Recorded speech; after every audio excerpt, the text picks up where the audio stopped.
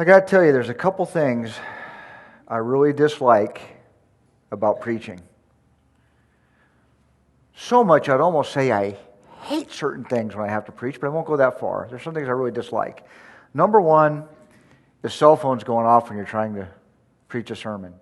Not only does it distract you in the flow of your sermon, but it distracts everybody else. And I guarantee Satan knows whose cell phones are on, and he purposely makes those things go off in the middle of the sermon to distract us.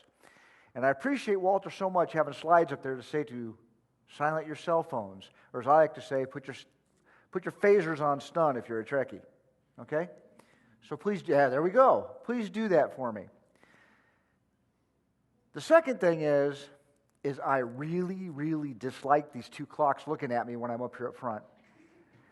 And I can guarantee you every elder, every preacher that gets up here does, because we work very hard at preparing a sermon, and God's speaking to us, and we want to make sure we can share everything He's speaking with us to you. So I would be okay, Wes, if whenever you see me up here preaching, you take those clocks down, because I don't want to see them. I try to be courteous and get us out here at noon, but it's not going to happen, I guarantee it. And the third thing I really dislike is trying to preach a sermon after all the wonderful music we have in this church. Those are sermons in themselves. Why even bother? We just come here, listen to the music, and go home, and I'd be blessed for the day. But I'm going to do my best, because as I said in my prayer, God's been thumping me for some reason with this sermon title for a long time now. So before we start, let's bow our heads for just a very short prayer. Good morning, Father. It's me again. Father, I pray that today our one goal is that each one in this congregation, each one watching online, can find their tree. Amen. Let me start this by telling you a little bit about myself and how I grew up. I was born in the big town in northern Idaho called Bonners Ferry. Population 2,500. I'm not joking when I say it was a big town. That was the city, because the town I actually lived in was about 8 miles outside of Bonners Ferry, called Moyer Springs. And this is way up in the panhandle of Idaho, if you're not familiar where it's at. And Moyer Springs had a population of 250. Moyer Springs has one general store that was owned for years by my cousin. It has a post office. It had a bar. It no longer has a bar. The bar burned down. They didn't rebuild it. Praise God. But the bar is where everybody hung out. The other big industry in Moyer Springs that actually hired people from all around was their lumber mill. That lumber mill at one time was started and owned by my grandfather. And he employed a lot of people in the community. And he employed a lot of my uncles. They all worked at the mill. And when my grandfather finally sold the mill to a bigger company, a lot of my dad and my uncles stayed working there at the lumber mill. So the trees they milled in this part of Idaho were giant western red cedars. And I remember after my grandfather passed, looking through some of his old photos and some of his old shoe boxes, and he had photos of him sitting on top of these giant red cedar logs. Huge, bigger than a house, being pulled by a mule train. And my grandfather sitting on top of the log, driving those mules to the mill. Fascinating, fascinating pictures. Well, my grandfather loved his trees. He understood that those red cedars provided him with life. He loved the forest, and even though he was a logger and all my family were loggers, they respected the forest. My grandfather was attuned with the forest and the wildlife, and he passed that on to me. And I grew up seeing wildlife every day. Bears would come up into our garden, deer, elk, moose. Occasionally a caribou, believe it or not, would come down to our part of the state.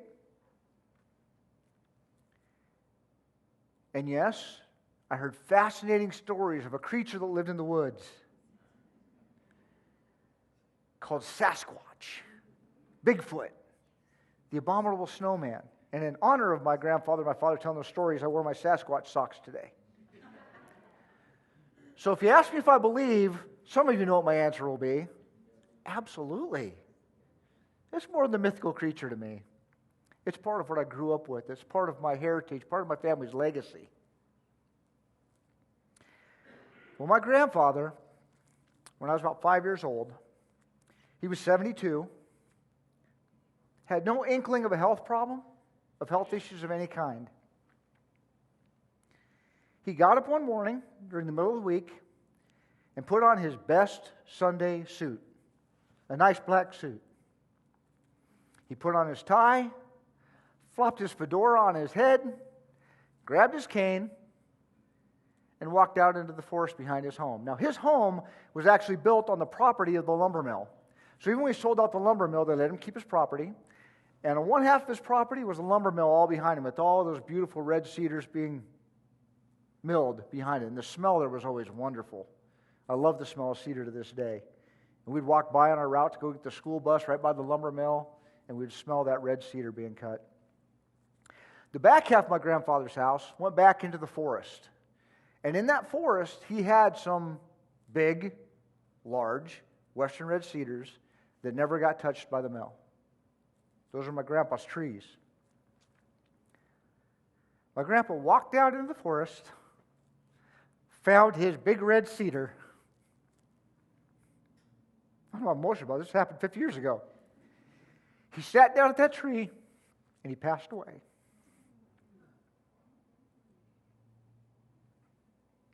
He knew it was coming. He knew it was his last day on earth, and he wanted to share it with the trees he loved.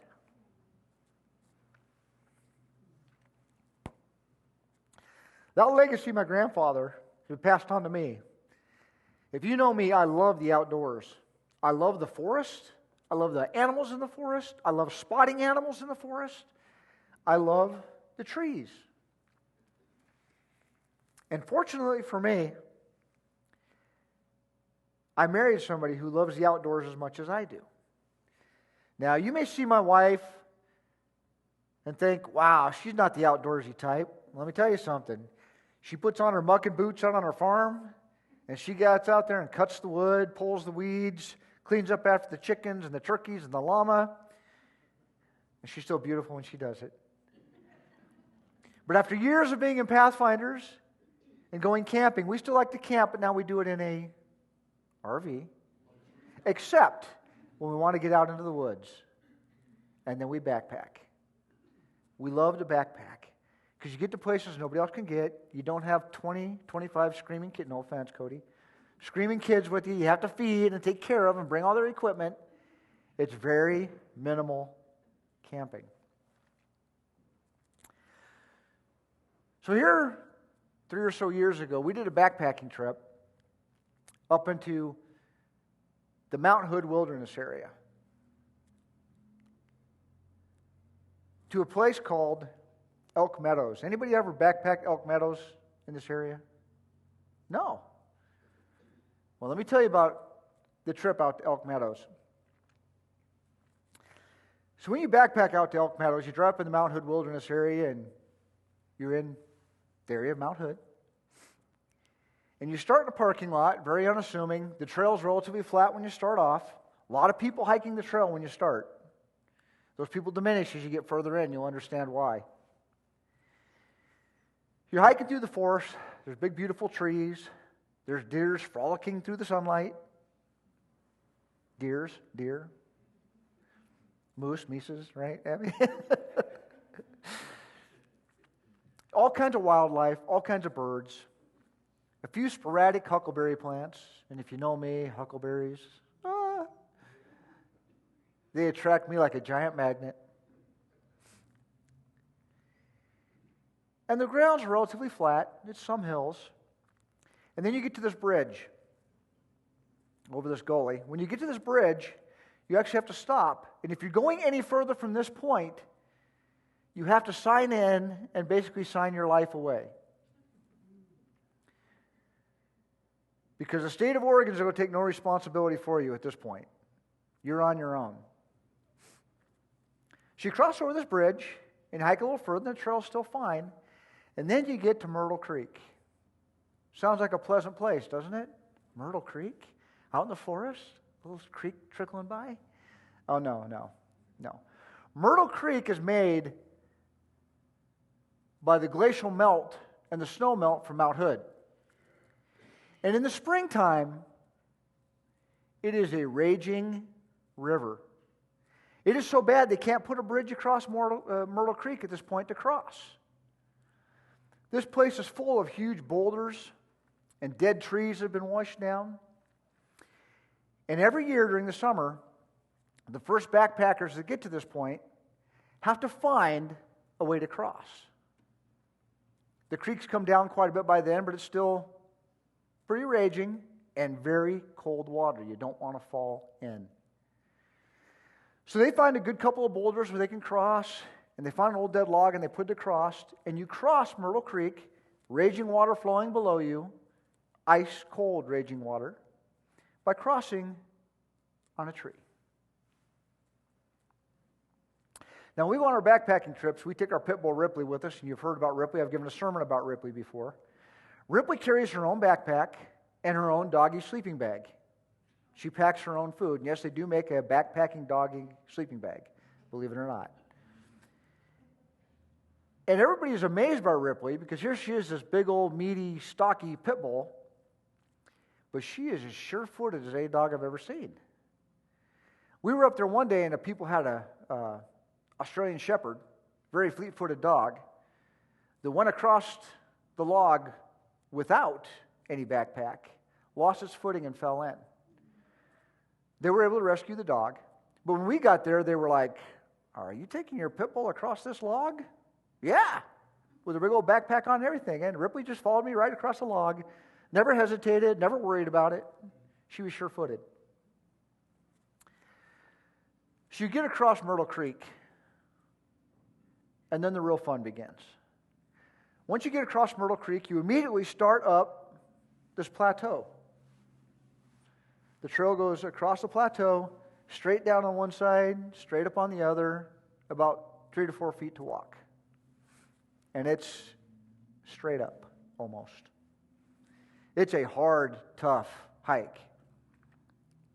And along the way, you find some of these big western red cedars growing along the edge of this cliff face, basically, plateau. And these big red cedars, when you see them, they're solid in the ground. Their roots go down deep. The roots reach out and hold up the bank, keep the erosion from happening. They're wrapped around great big boulders, and those trees are solid. And I love that about the trees. You eventually get up onto the plateau, and it's still an uphill climb to get to the meadow, but it's not so bad. You have a few down areas, but it's still a pretty good climb. When you get to this point, some of the trees have been cleared out due to previous fires from years and years and years ago. And if you know anything about huckleberries, you know when you find these burned out areas, you're going to find that's where the huckleberries grow because it's got the sunlight that comes through. And when you get to this point, the huckleberries are everywhere. And from here to Elk Meadows, if you don't wind up with a purple face and purple hands, you're hiking wrong. Because you've got to collect the berries as you go and eat them as you go and have plenty to bring home when you go. During the hike, you cannot see Mount Hood anywhere, even though you're right there by Mount Hood. This is actually a photo I took. These are not off the internet. These are photos I took with my cell phone. There's points you come through the trees and you get glimpses of Mount Hood there in the background. And it's beautiful. But the trees veil it from you most of the time and just give you a peek. Then you get up to your campsite and you set up camp. Now they have designated campsites around Elk Meadow. And Elk Meadow you'll see is a big open meadow full of wildflowers. When you get there, you set up your camp, you set up your little tent, and I don't think we've ever had anybody camp there while we've been there. We very rarely see anybody else even come by. And after you hike that hike, you can understand why. But what's beautiful about the campsite, and there's Ripley right there, all satisfied she made it, is you have all these wonderful trees for the shade, so it doesn't get too hot. You have trees to hang your backpack in, trees to hang your food up in so the bears don't get it, right? And you notice there's logs that have been cut down probably by the Forest Service that are used as a table and a chair. So you have a little bit of comfort there as well. And behind you, there's that big block of trees there, and you cannot see the meadow, but you're only 10 feet from the meadow. Literally 10 feet from the meadow. But you walk out past the trees, and you get this glorious meadow of wildflowers and Mount Hood in the background. And every morning and every evening, this is where we would sit and eat our meals, looking at Mount Hood. Beautiful, beautiful area. And I love all the trees.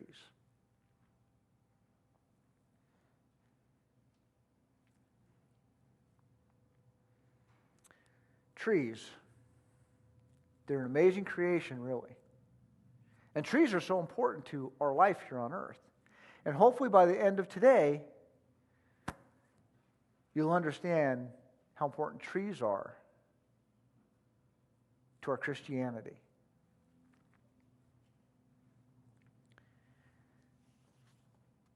I'm going to read you a story, and I was going to try to memorize a story, but it's 3 pages long.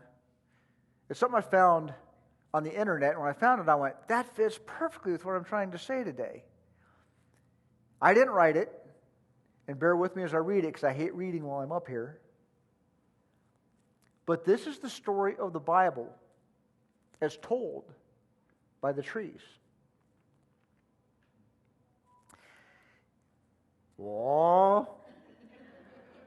Somebody's in trouble. In the beginning, God said, "Let there be a world filled with light and dark, turning from day to night and back again. Let there be earth and sky and land, and right in the midst of it all, let there be trees. Trees of the seed-bearing and the fruit kind in particular. God then gave the trees to all the beasts. They were a gift. The trees were a gift at creation.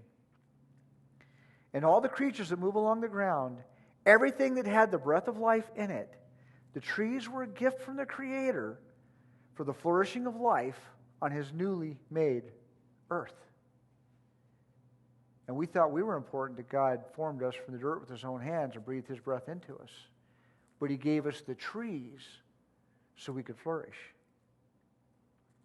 And it was so. And it was good. Trees are a sign and symbol of the existence of life itself, which should be unsurprising since they're the longest living organisms on earth. Methuselah, has anybody ever seen Methuselah? No? She's a bristlecone pine in California's White Mountains that they figure the age of this tree is 4,800 years. Imagine that. When Christ was born and crucified on this earth, this tree was still 2,800 years old already. That tree probably appeared right after the floodwaters receded. And she's still alive today. What stories could she tell? In the Bible, trees are often signposts and gathering places. They provide images of both the blessings and the judgment of God. You can tell how a Bible story is going based on what's happening to the trees.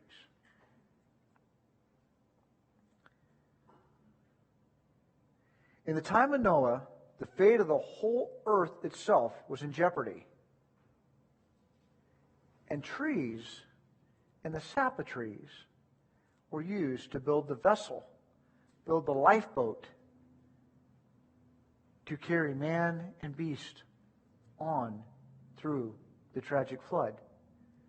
During the flood, the trees were wiped out. Every tree was wiped out on earth. But God was not quite done with the whole shebang, and Noah sent out an olive tree in its beak. No one knew there was a chance.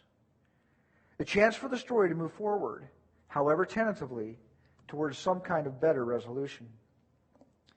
Then Abraham, the chosen as God's answer to Adam's failure, was brought to a new land to help the story get a new start. After surveying, I always do that. After surveying the length and breadth of this unfamiliar place, he decided to settle in the vicinity of the great trees of Mamre, a place he did not own. He was a sojourner at this point, someone living off the promise not yet turned reality. The Bible story is always a story of promises. Amen? It does get to some alreadys, but there are always more not yets. Abraham was staking the future on that place of the great trees, believing against the evidence that great things would be done by his own as yet non-existent family. And it would all be for the sake of the life of this world. When Abraham's family turns into a nation of slaves, God sends a man with a wooden staff to rescue them. God's power flares from that staff, and the road to freedom is opened. Can you imagine that tree, Moses' staff, when he used it to part the Red Sea and open that gate to freedom? Can you imagine the power that staff, that tree, must have felt coursing through it? God himself coming through that staff, through Moses. That tree, that dead piece of wood, probably came alive with the touch of God.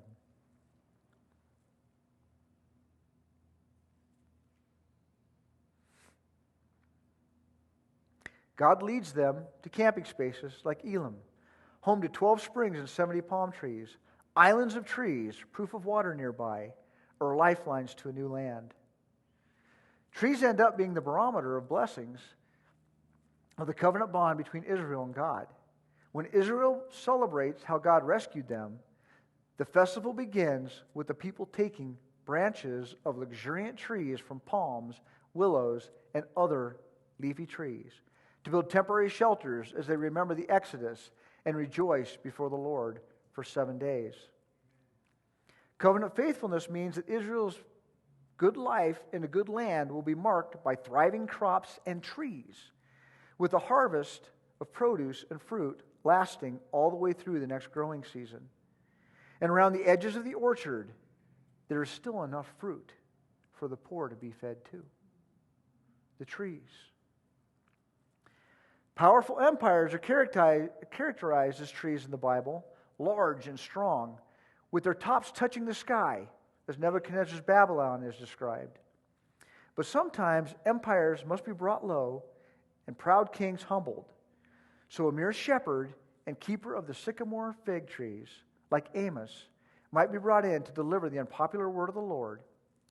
It is the maker of trees who can cut down the tall tree and replant the low one to make it grow. With a God like this, trees are not always what they seem.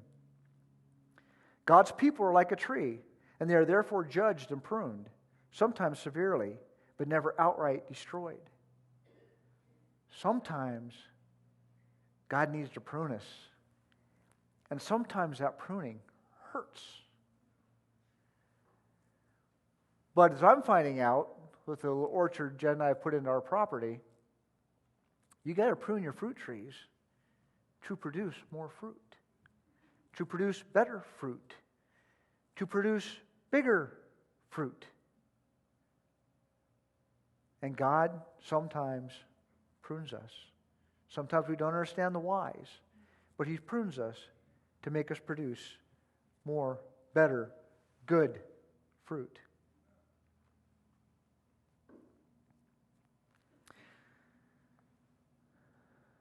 One thing about the story of the trees in the Bible is that it is inevitably a story for the long term. Trees are mostly slow growers, but are all the more enduring for their deliberate pace. And this is exactly how God plans for His world also. Slow but steady and onward and upward. Jesus is coming again, amen? Is He coming as fast as we would like? But He's steady. He's slow. He's purposeful in what He's doing. Trees sometimes turn into weapons and siege ramps or are fashioned into tools for idolatry. But out of the cut stumps and smoldering ashes, God patiently matures life. Trees live on, and from them new growth will emerge. Hope, symbolized by the trees, does not die. So it is that we find the heart of God's drama in the world in the story about the Messiah. He Himself was like His people. At first sight, a man of no apparent consequence, merely a branch coming up out of the old stump of Jesse. But the Lord's Spirit rested on Him, and He did what He had come to do. He eventually used a tree to rescue the story of the trees and the story of us. It's a strange story indeed, the tale of this tree of the curse that must be faced in order for the long-lost tree of life to reappear. This branch of David came and did much good, healing and feeding and teaching the people. So when He entered Jerusalem as king, they cut branches from the trees and laid them out to honor and celebrate Him. They thought they knew what victory looked like. But Jesus said, "This is a hard time, a time you neither expect nor understand." And the decisive deed was done not with waving of branches, but with the hanging upon a tree. And again, just like the staff of Moses, that tree that was made into a cross that Jesus was hung on, you don't think it felt the excruciating pain that Jesus was feeling? You don't think it felt the love of Jesus for every one of us and the sacrifice He was making? What an honor for that tree to be holding the Son of God as He died for all of us, for a new earth, for new trees.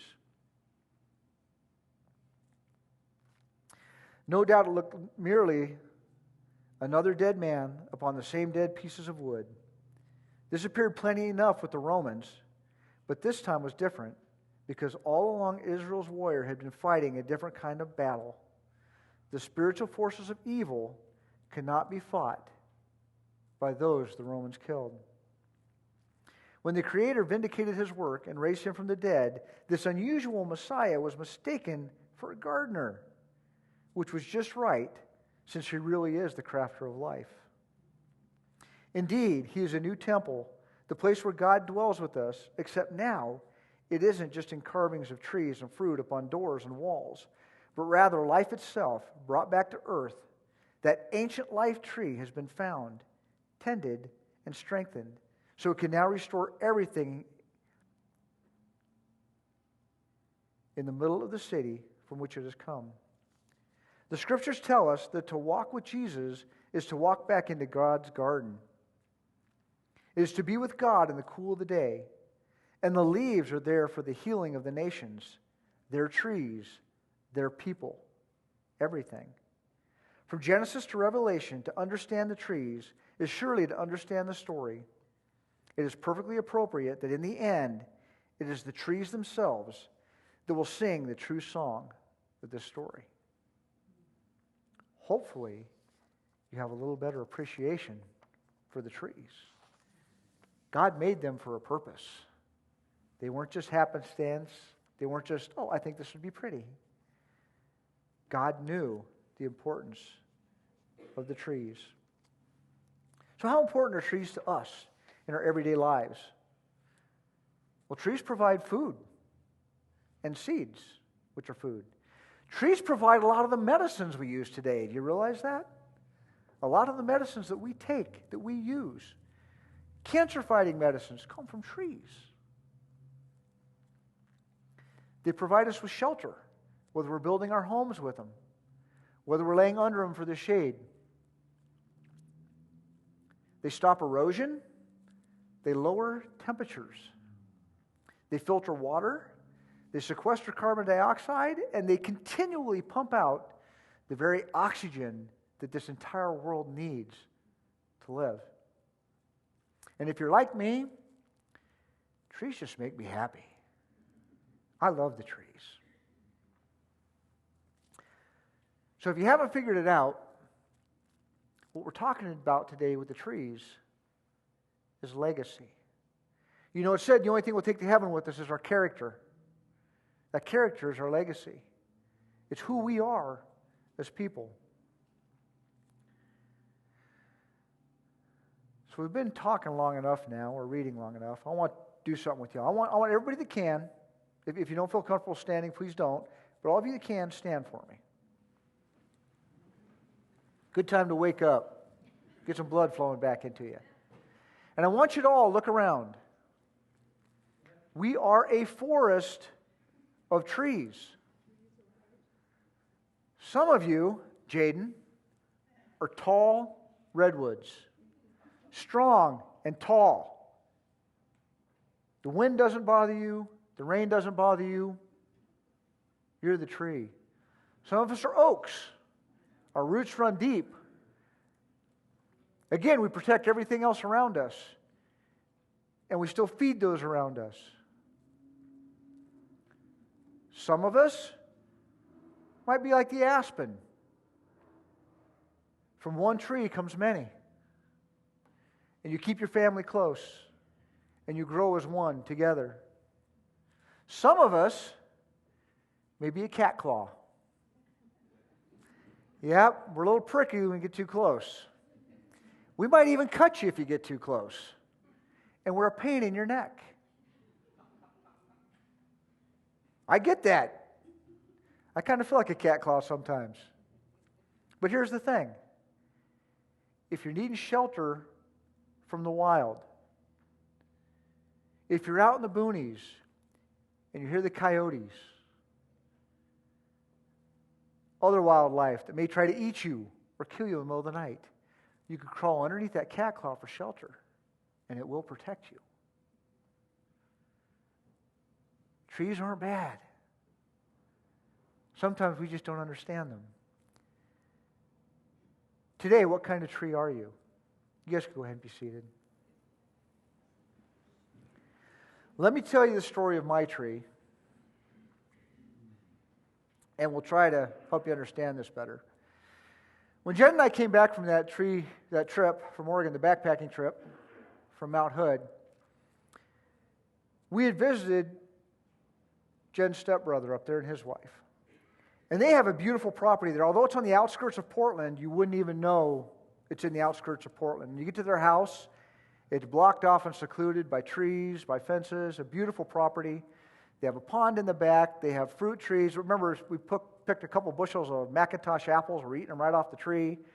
All kinds of fruit trees.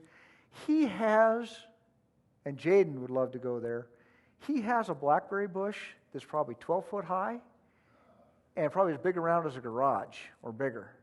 It's massive.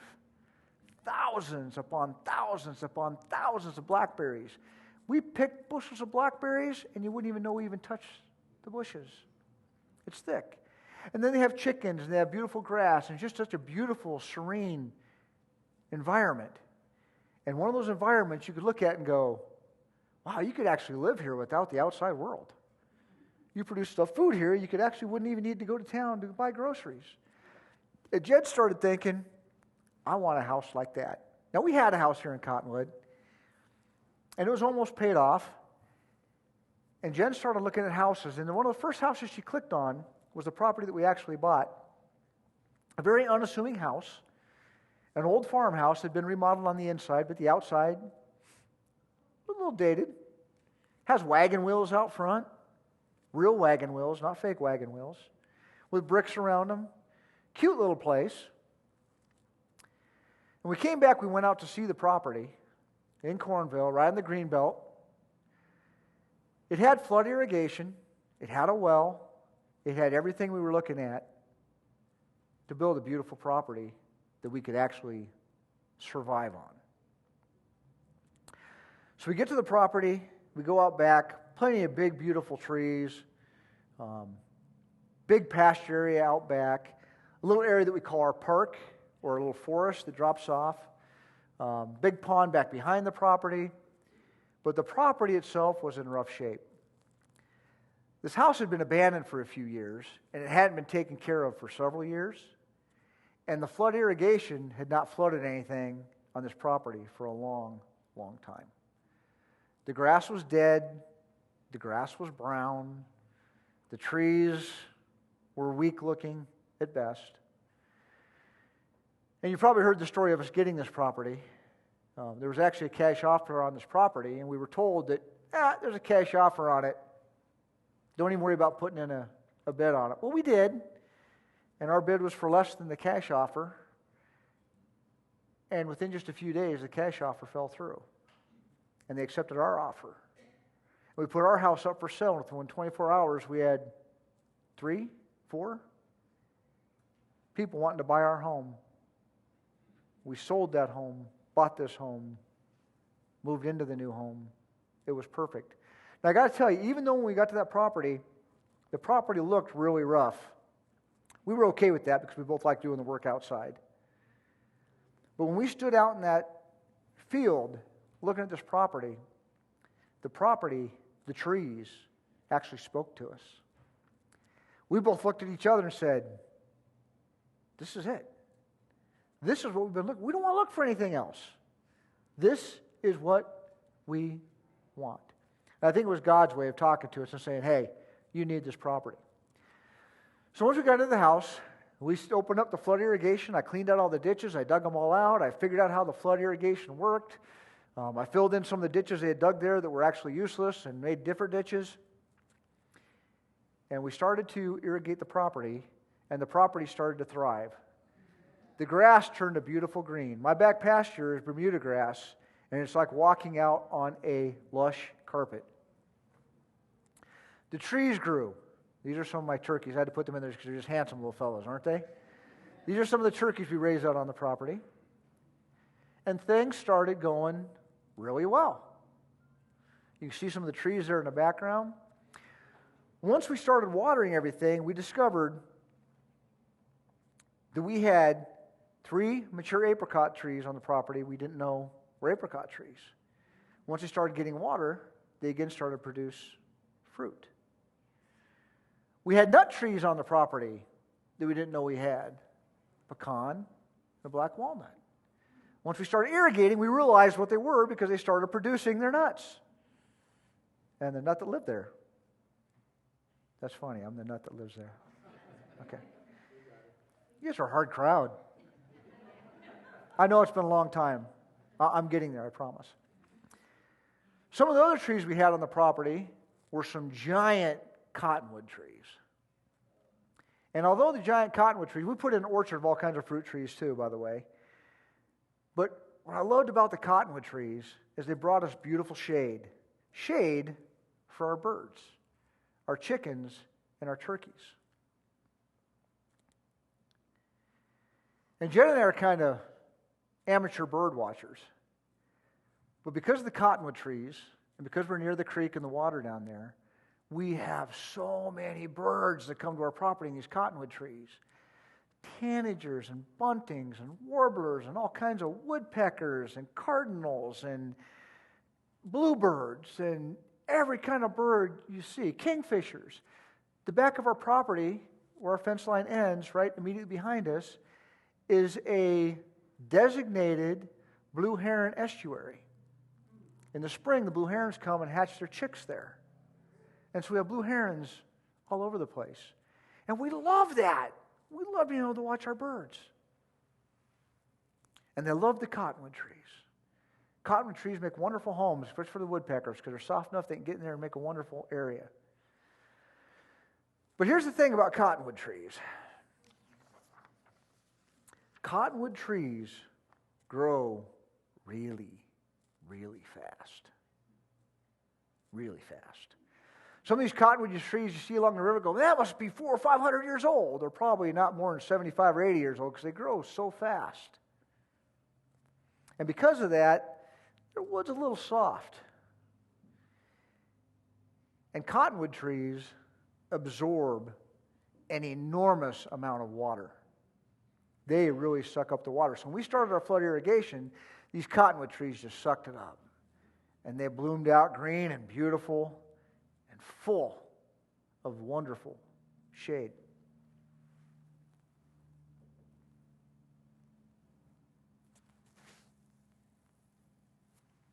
We loved our trees. But because of the way cottonwood trees are, I woke up one morning after working a long shift to this. One of our big cottonwood trees had come down. It pulled another cottonwood tree with it that also pulled over, which you'll see in another photo. You can see my trailer there in the back. It just missed it. By inches. Unfortunately, underneath the top of that tree there was our turkey pen. Because it was nighttime, our turkeys were locked in there. You can see the turkeys that are running around now, so you know their story wound up good. But when this tree fell, I couldn't find my turkeys. That tree was so thick of leaves, I knew the turkeys were in there somewhere, but I didn't know if they were dead or alive. It took me 30 minutes to cut enough of the branches out so I could find my turkeys and get them out of there. Not one was hurt. And the amazing thing is they roosted on top of that pen quite often. But they were all saved from the crashing of the tree. I know, they told me I have to do it from over here. So there you can see the tree from a different angle. And you can see the tree it pulled over with it. We also had to take down.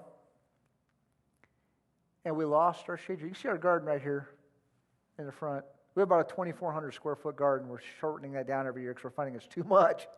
We grow too much food sometimes.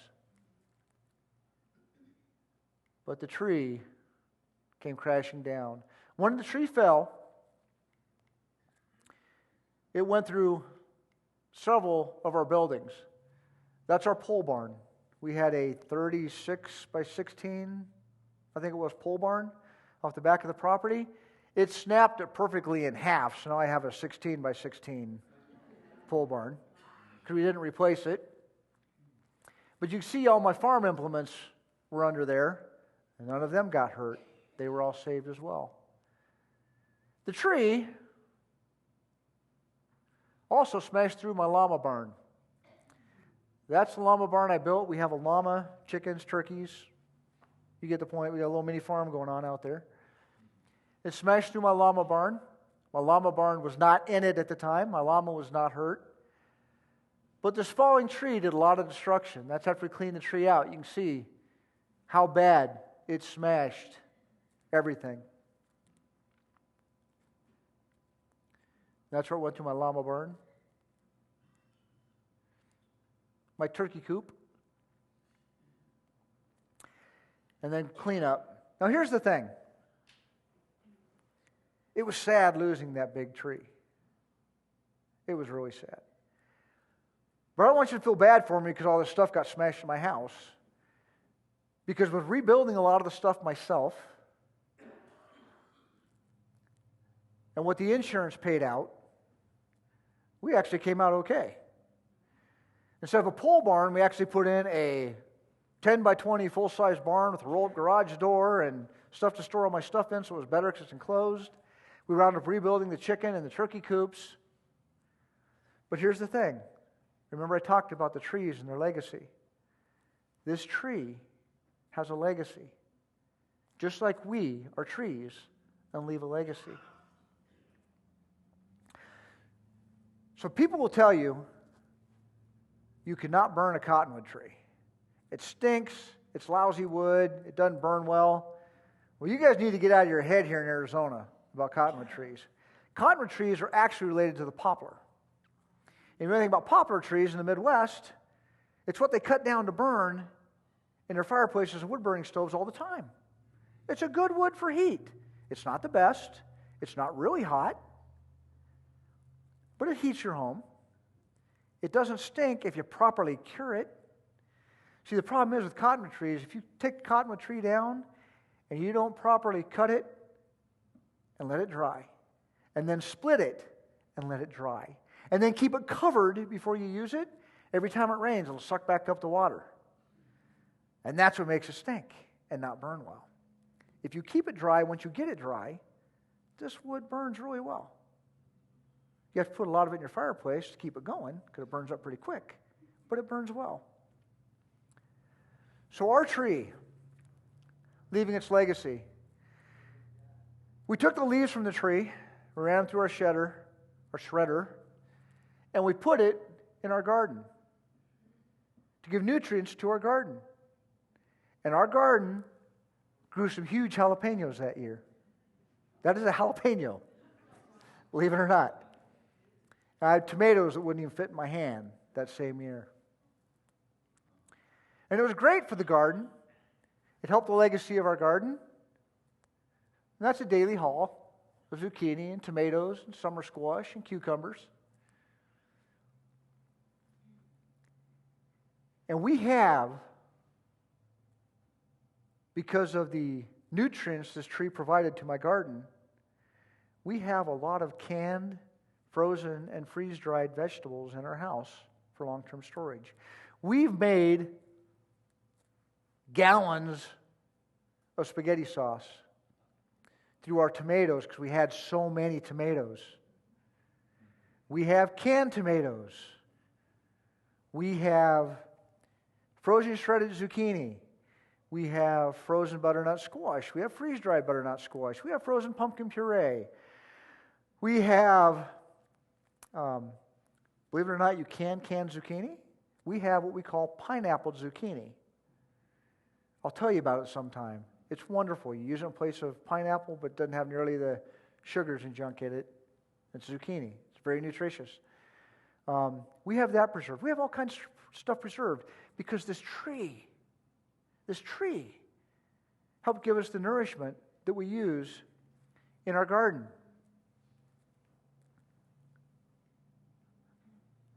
This tree also, kind of hard to see, but the bigger branches, we have a shredder and a mulcher and a chipper. We run all the bigger branches through, and we use all that mulch and those chips for our orchard around the trees. We use it for the beds for our chicken, and in our chicken and turkey coop areas on the ground for an absorbent, so you don't get the smell of your turkey and your chickens, which you really don't want. So the tree gave back to help there as well. The tree was cut and stacked and dried. It does burn. And it's split. Yeah, that other pile of wood you saw, that's not split yet. This is the ones that we did split so far. So here's the thing. Our house, when we bought our house because it's an older home, heats off of propane. And as you know, propane's gotten a little expensive. And to heat our house when we first bought it, it was cost us during the wintertime about $350 a month to heat the house, just in propane. So we bought a very efficient Vermont Castings wood-burning stove. Burns really clean, doesn't have any smoke when it comes out, and we now heat our house with the tree that fell in our yard. And now I pay $350 once during the winter to refill my propane tank. And that's it. Otherwise, we're heating with the wood. And not only that, but we actually have a cook stove top on our wood-burning stove. And sometimes Miss Jen will get out there and fry some eggs on that when we got the stove burning. And it's the most wonderful fried eggs you've ever had burning off that wood stove. So the tree continued to give back.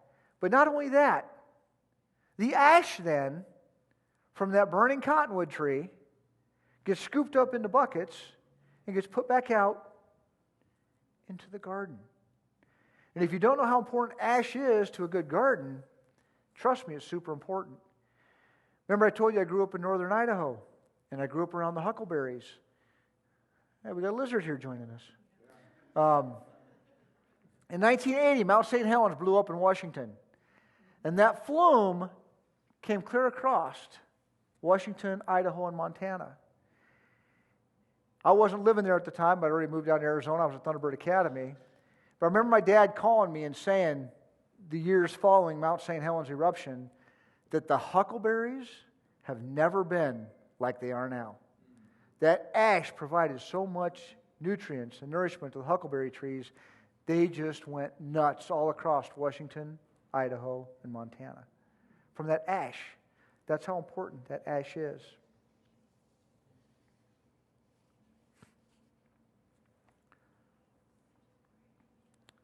So, we lost our tree. We lost that beautiful shade. We lost that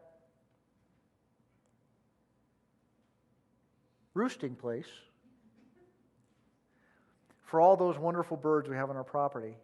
But we gained so much more than that. We've gained things now from this tree that will enrich our property for years. That will help feed my family for years. So how about you today? What are the legacy you're leaving to your community, to your church, and to your family? And I'm not talking just when we're gone. That's one legacy. But I'm talking about while we're here right now.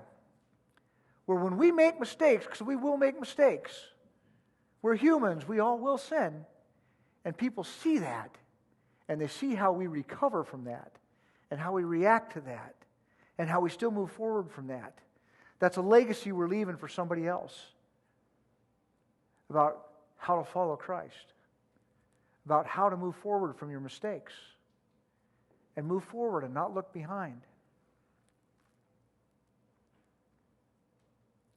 Even when we make mistakes and we fail, our legacy can still provide the nourishment, shade, protection, oxygen, good fruit to those we share our legacy with. To those who see us, we are all trees. We all provide something to this community. We all provide something for our church. Let's make sure we're leaving something good. Because by our fruits, they will know us.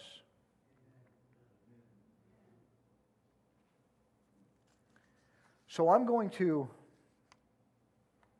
piggyback on Don from last Sabbath. Because I think it's important. If you don't know where to start in building your legacy, if you're just struggling with building your legacy, if you're struggling with building your tree and getting it properly fertilized, Don's going to start taking care of that for you. Starting March 8th. Wednesday evening, 7 p.m., the spiritual emphasis and prayer. Starting with steps to Christ. That's like a book on gardening, on growing trees, step by step. It's about growing you, growing your tree, growing into what you want it to be so you can leave the legacy that friends, family, church members can see and grow with. Don't wait until you're gone to leave your legacy. Leave it now. My grandfather left me a legacy while he was still alive that I still appreciate to this very day and appreciate until the day I die. And hopefully I pass that on to Abigail and to Tyler and to Dawson and my grandkids and to you here in the church. We can only build this legacy by every day turning our lives over to God. Spending time in prayer and in study. Inviting Jesus every day to bless us with the mighty power of God.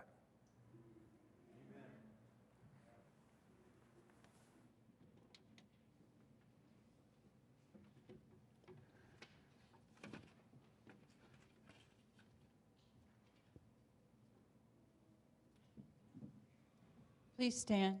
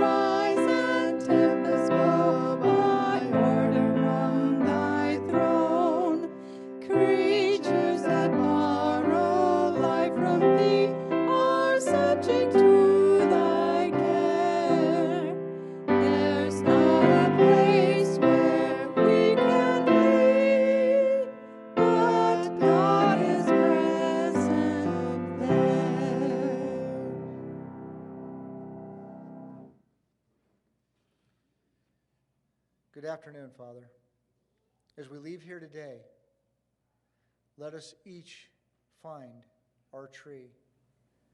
Let us each find the legacy that you want us to leave. Let us each one continue to grow strong, put roots down deep, and bear the good fruit of Jesus.